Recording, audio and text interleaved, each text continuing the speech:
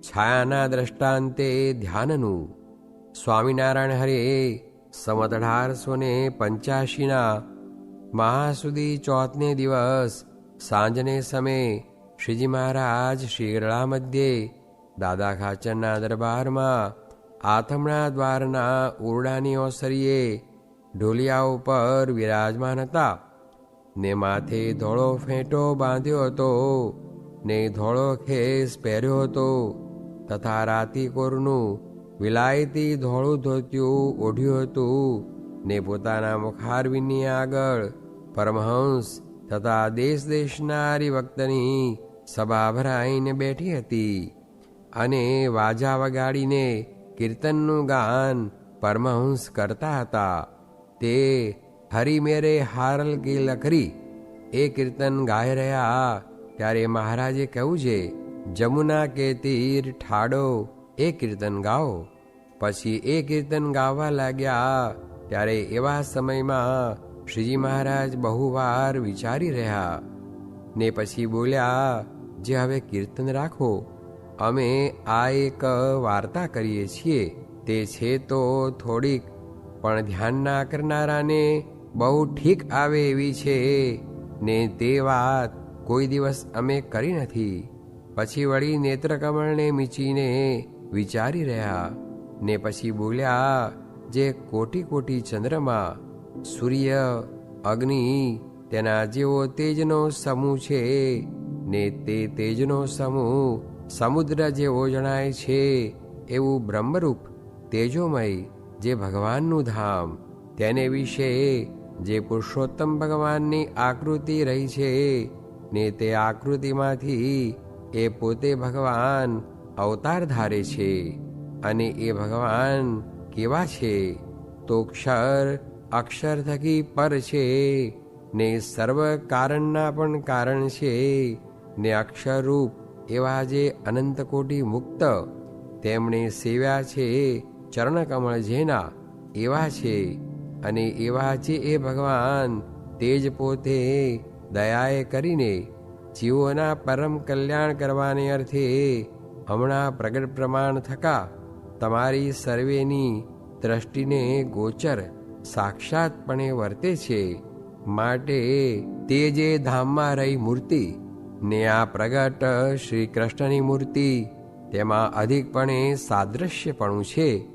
તે શ્રી કૃષ્ણની જે મનુષ્યરૂપ મૂર્તિ તેના ધ્યાનનો કરતલ જે હોય તેની જે દ્રષ્ટિ તે ભગવાનના રૂપ વિના બીજા રૂપ વિષય માત્રમાં અતિશય વૈરાગ્યને પામીને તે ભગવાનના રૂપમાં જ લુબ્ધ થાય ત્યારે તેને તે પ્રત્યક્ષ ભગવાનની મૂર્તિ ને ધામની મૂર્તિ તે બેયમાં લગાર પણ ભેદ ન જણાય. અને તે મૂર્તિ ને આ મૂર્તિના રૂપ અવસ્થા તે બરાબર જણાય. તથા તે મૂર્તિ જેટલી ઊંચી છે ને જેટલી પુષ્ટ છે તેવી ને તેવી જ આ મૂર્તિ પણ જણાય છે. પણ તેમાં ને આમાં એક રોમનો પણ ફેર ન જણાય, અતિશય એકપણું જણાય. એવી રીતે તેમાં ને આ મૂર્તિમાં ફેર લગાર પણ નથી. તે મૂર્તિ ને આ મૂર્તિ એક જ છે. એવી જે પ્રત્યક્ષ મૂર્તિ તેનું ધ્યાન નેત્રને આગળ બાહેર કરે ત્યારે તો તેમાં ને એમાં લગાર ફેર નથી ને તે જ મૂર્તિને ધ્યાનનો કરતલ પ્રતિલોમપણે પોતાના નેત્રમાં જુએ ત્યારે તે જ મૂર્તિ પ્રથમ જણાતી તેવી ન જણાય ને નેત્રની કીકીમાં જેવડી મૂર્તિ છે તેવડી જણાય. પછી વળી એ ધ્યાનનો કરતલ પ્રતિલોમપણે કંઠથી હેઠે સુધી માહિલી કોરે ધ્યાને કરીને જુએ ત્યારે એ જ મૂર્તિને મોરે બે પ્રકારે દેખતો તેમ ન દેખે ને તે જ મૂર્તિને બહુ જ મોટી, બહુ જ ઊંચી, બહુ જ જાડી અને બહુ જ ભયંકર એવીને દેખે.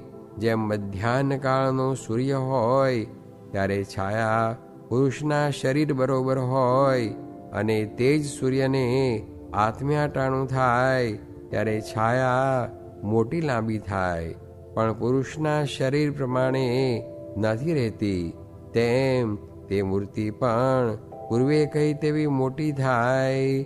પછી એ મૂર્તિને હૃદયને વિશે રહી જે બુદ્ધિ, તે બુદ્ધિને વિશે જુએ, તથા તે બુદ્ધિમાં રહ્યો જે પોતાનો જીવ, તેને વિશે જુએ, ત્યારે તે જ મૂર્તિને અંગુષ્ઠ માત્ર પરિમાણે જુએ, અને દ્વિભુજ જણાય કે ચતુર્ભુજ જણાય, પણ મોરે 3 પ્રકારે દેખી તેવી ન દેખાય.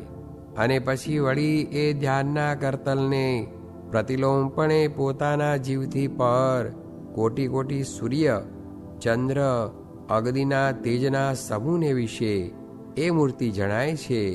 તે જેવી દ્રષ્ટિ આગળ જણાતી હતી તેવી જ રીતની જણાય છે, પણ લગાર ફેર નથી જણાતો.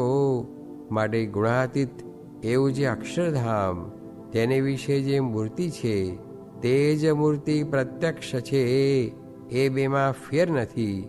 જેમ ધામની મૂર્તિ ગુણાતીત છે, તેમજ મનુષ્ય મૂર્તિ પણ ગુણાતીત છે.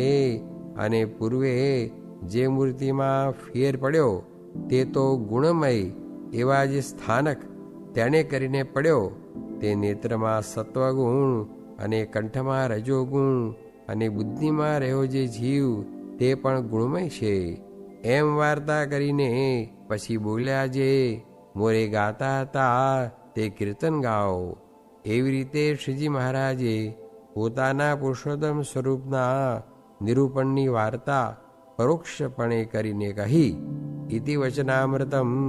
એ રીતે ગરડા અંત્ય પ્રકરણનું 31મું વચનામૃત જે તે થયું.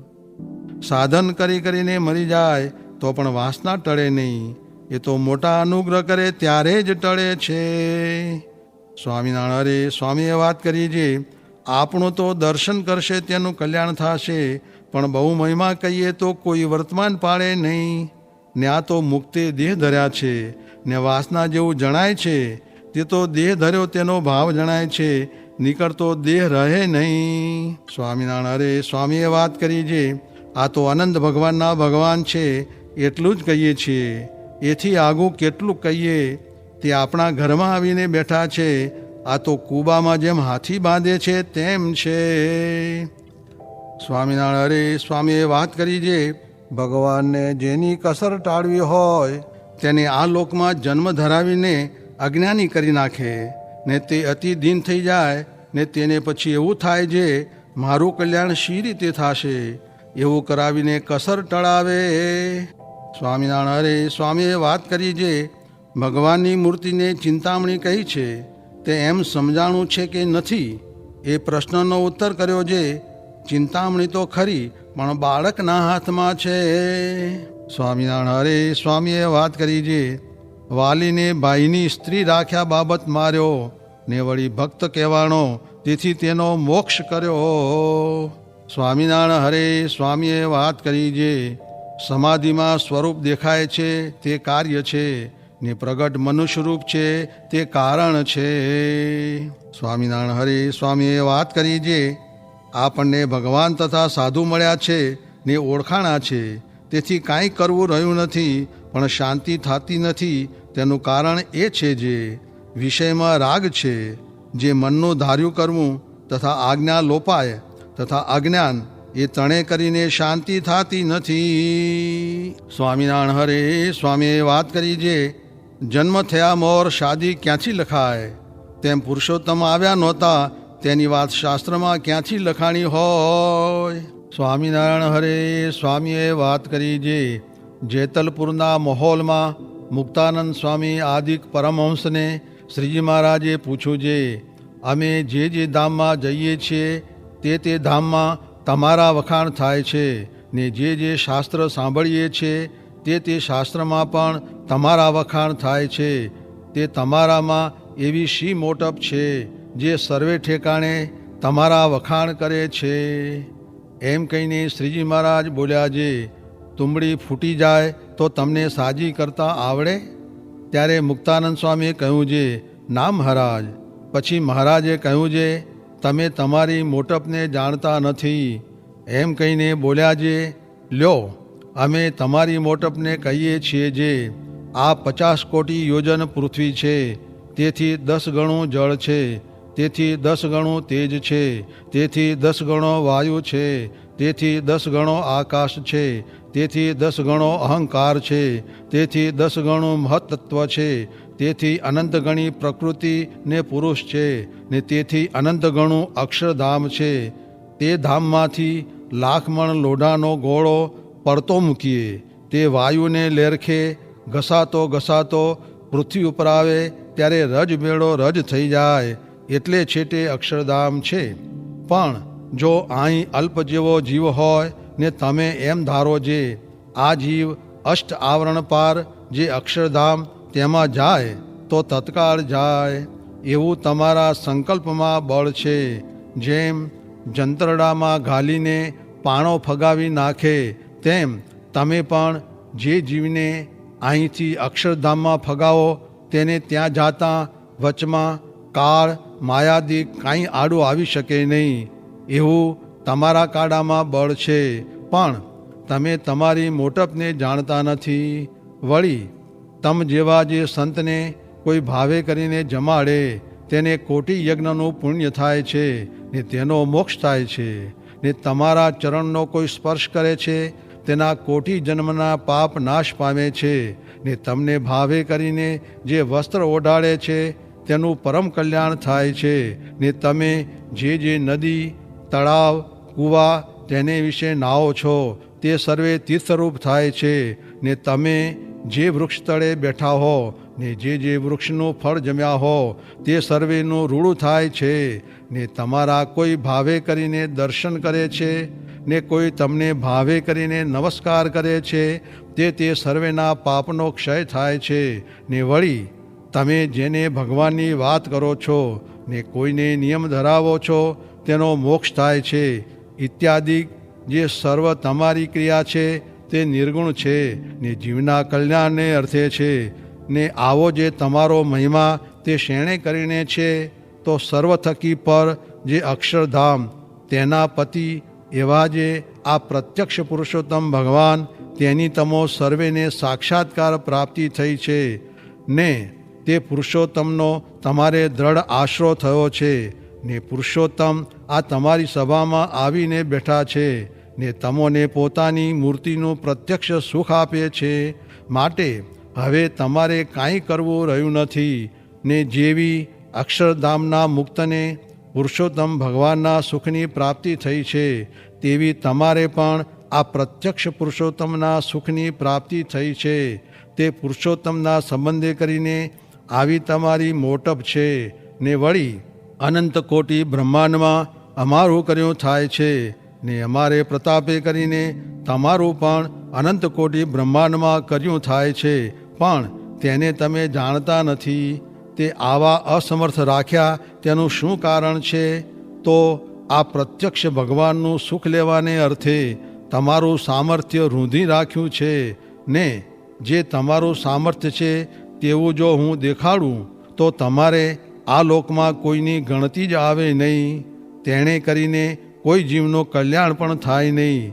માટે નિર્ભય થઈને પ્રત્યક્ષ પુરુષોત્તમનું સ્મરણ કરજો, પણ આ લોકના દુઃખે કરીને દુઃખ પામશો નહીં.